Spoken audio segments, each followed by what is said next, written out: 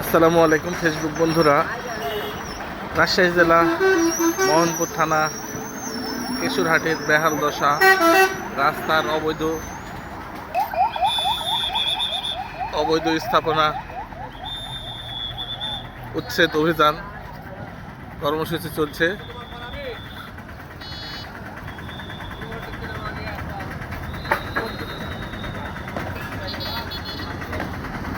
ব্যবসায়িকদের বিশাল ক্ষতি, তবে এই ক্ষতির মধ্য দিয়ে নতুন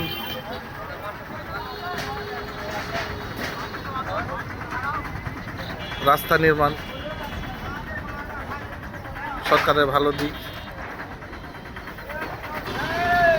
ভালো কিছু আশা করতে হলে কিছু ক্ষতি স্বীকার করতে হয়, তাই কিছু ক্ষতির মাধ্যমে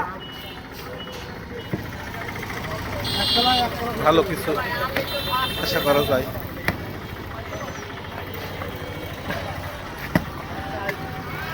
ব্যবসায়িকরা নিজেরাই সরায় নিচ্ছে মালামাল।